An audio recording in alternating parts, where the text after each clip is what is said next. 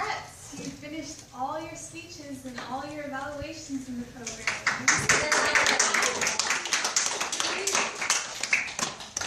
I still have table talk about this. Let's start with Rohit, a week without parents. Robert, put your hand up. I wish I had your situation, minus the robber part. You need to speak up a little bit more so that way people in the back can hear you. I could hear you from here, but I'm sitting like up close. So. You tried to use the diamond method, but you started pacing while you were doing it, so try to avoid that. Diamond method was good, but when you start pacing, it becomes distracting. I like how you incorporated your 3 points in a story. At first, I thought you were just going to tell a story, and I was like, oh no, he doesn't have his 3 points. But take note of this. When you tell a story, don't just make it a story. You need to make sure that 3 points are like grouped into the story, so that way it's organized still. That way it's a speech, not just a story. You were very descriptive with your situations. It made us feel like we were actually there. However, to make it even more engaging with the audience, try using more gestures. You had a long conclusion to no, not that. Ashu. Good use of the diamond method. You made your it helped make your 3 points very distinctive. Without it, it probably wouldn't have been able to figure out what your 3 points were. But when you do this, when all of you use the diamond method, I don't want you to do it like very. When you guys do it, you kind of do it very awkwardly, where you go like this. You need to go into it smoother, like walk into it, rather than just going like this, because then it looks too stiff and it looks like you're kind of terrified. Since this is a very intriguing topic about like whether or not Atlantis is real or not, because that's a very long debated topic, try to use more vocal variety to get us more interested. You want to get us curious, just like you were. Your conclusion had a very clear call to action on whether or not we should wonder maybe if Atlantis is real or not. Your detail.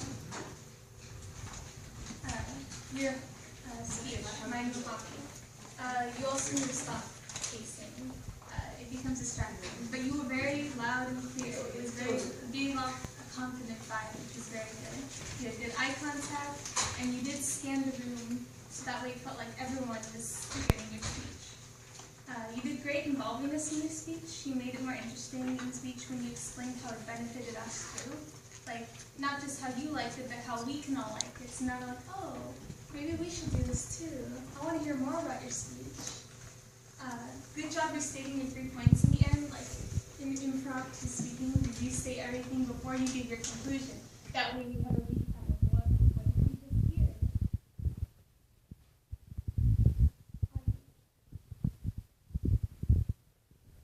I agree with that eyesight. Yeah, that's why. Okay. Try not to put your hands in your pockets. I know it's comfortable. I do this when there's a large group of people and I'm like, oh, I don't really want to talk to anyone, so I'm going to keep my hands in my pockets. But you want to convey your ideas, and so with your hands in your pockets, you can't really do gestures. However, when we got out of the intro of your speech, you started moving your hands out, but then you started like playing with your shirt. Make sure when you have your hands out, you use them.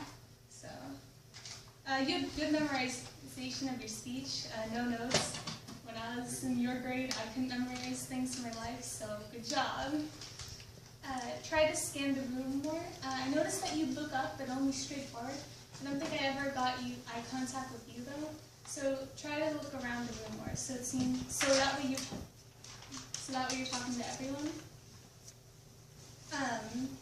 You had your speech in story form also, like the first speech. However, try grouping different activities in the speech that you experienced. So that way it seems like you have 3 points. Like maybe put the rides all together, all the movies together, all the food together.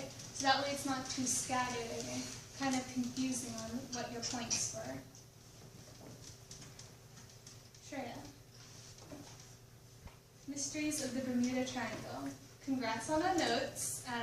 There was memorizing. You memorized all those facts and speculations about what could have happened to all those boats and planes. However, you also need to scan around. You need to look at everyone. You had 3 definite points, and then not only did you have points, you made a point. Wow, I'm using point so much in this sentence. You made a point to use subpoints for every point you had. For the natural ideas, you gave different points of maybe it was the water, the air. For the far-fetched ideas, you gave like the government or like magical ones with the dimensions. And then with the electric fog, you gave different experiences. Try to use more gesture stuff. This is the Bermuda Triangle. This is something everyone knows from when they're little kids, like make a triangle or something. Good diamond method though. Amisha. Good gestures, diamond method, especially when you're talking about, since you're talking about plays, it's good that you use like here and there, like because in plays, gestures convey like half of what you're trying to explain. So that was good. Your 3 points are very clear, his history, the types of plays, and how he did all of this against the odds. Very good conclusion on how Shakespeare achieved success from, even though starting off with parents that were illiterate. And you involved us too, like saying we should do the same. Ronit.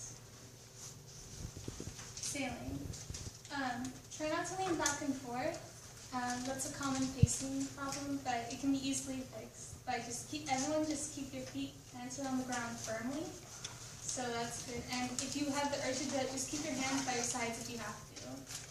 Only if you have to. Because you want to use gestures, but then that gives way to wanting the pace.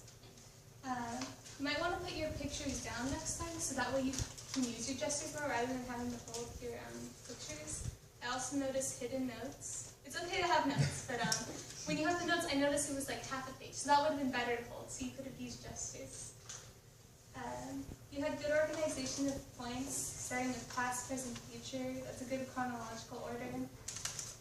And I'm really proud that you separated the future from your conclusion. A big problem with past, present, future speeches is people always make their last point about the future their conclusion, which means you actually only have 2 points, but you actually separated it, so you had 3 concise points. Overall, for speakers, try to speak up a little more. Be excited about what you're telling us. I mean, you spent like a couple hours making a 4 to 5 minute speech about this. When you use your gestures, vary your gestures. I noticed that a lot of you like using this one. Like, I don't know why, but people think it makes it like, wow, I know what I'm talking about. But when you use only this gesture in your speech, it becomes redundant and loses its meaning. And some people actually find that very annoying. When in doubt on what gestures to use, just use the 3 basic ones. This one, and not all the time, the 3-point fingers, because you have 3 points, hopefully. And then you can also like do actions in your speech. Like I remember in yours, when you did yours, you were like, we went on the roller coaster, you did this. So like easy things, like things that are being done in your speech. Before you start, it is important you have everyone's attention, which means it should be so silent before you speak. Like if I dropped a pin, and if this was a hardwood floor, you'd be able to hear the pin. There was lots of fidgeting with the hands, in the pockets, the fingers, the shirts. So remember, when in doubt, just use those gestures. Those ones generally will always work. Also, don't just speak up, because even though it's important that everyone in the back can hear you and can hear what you're saying, they will lose interest if you don't use vocal grid, because if it sounds monotone the entire time, you will feel very bored about what I am saying and probably leave. Also, we've been here for like 6 sessions, most of us, so there's no need to like announce your name, because we know you. It's okay. So just go straight into your topic. With evaluations, I didn't write a lot of bad things about evaluations because, frankly, I think you all did a good job. You did an even pros and cons about their speeches. You gave everyone good summaries of what everyone did in their speech. So it shows when you do this summary that you listened and you marked down every single detail. What the speech was supposed to convey, different points in the speech. What did you learn from the speech? And some of you even related with the speech. notice is, I get that you're reading notes, and you have to look up and down sometimes, but most of you were looking up, except you were looking up in a straight line. You also need to scan, not just the speeches, because even though you may be just looking at the person you're evaluating, we all learn from your evaluation, because other people can be like, oh, they didn't speak up, maybe I should speak up the next time I do the speech, or oh, that's another way I can improve because they just gave a suggestion on how to make the speech better. I should do that too. So, starting with Zachary. You had a good start. You did the summary of the speech. You related to Rohit's experiences, the sandwich method. Barin. You noted the improvement of the speakers since the beginning of the program, which is good. You showed them that this is what you improved on, and you made them notice, like, wow, I really have improved. These are things I've done right. You pointed out special and interesting points, and you went from behind the podium to show the gestures they did, which is good, because you shouldn't be trapped in the podium. Feel free to just walk around. We have all this space if you need to demonstrate something to them. Rohit. Try to speak up a little more, so that way the person you're evaluating can hear you, and so we can all hear you, so we can learn from what you said. You said the speech was interesting, and you should try to show it more, because from what I heard, you seem to like the speech a lot, so in order to convey that message to everyone, if you use more vocal variety and more expressions to show like how pumped you were about hearing the speech, then it'd be easier. Rohan. Oh, see, you're already raising your hand before I call you. Try not to lean on the podium. I don't mean like lean like this, because like everyone does this, but you were like doing this in the beginning, and it kind of gave off like you didn't really care in the beginning, but you stopped, so that's good. And you had an even amount of pros and cons, so that was good sandwiching. Fayaz. You were loud and clear, as usual, and you slowed down, which is good. So like everything, I could hear everything you wanted to say without having to like focus like 110% to like decipher. So very good and clear. You pointed out the question the speech gave, which is good, because then if you point out what the speech was giving, that means you understood what the speech was for.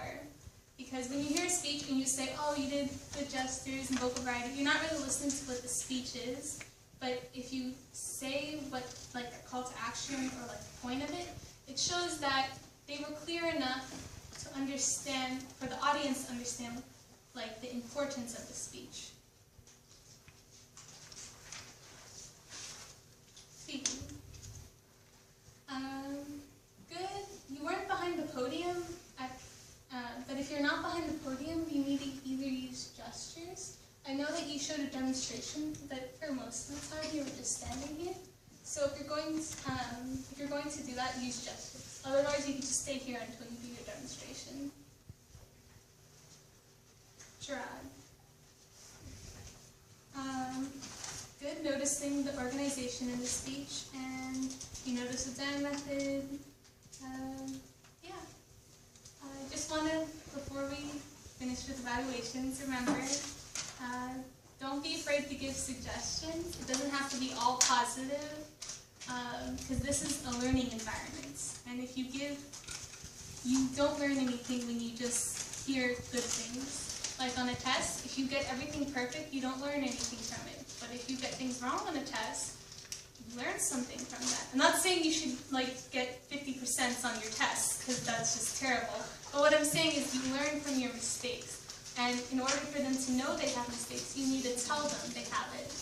Otherwise, they'll keep repeating that mistake, and they'll keep getting that 50% on their tests. Okay. Now, we'll go into table topics. What's in this box? I wonder what it is. Oh my god, it's a bag! What's in this bag? Table topics. Can we have a volunteer?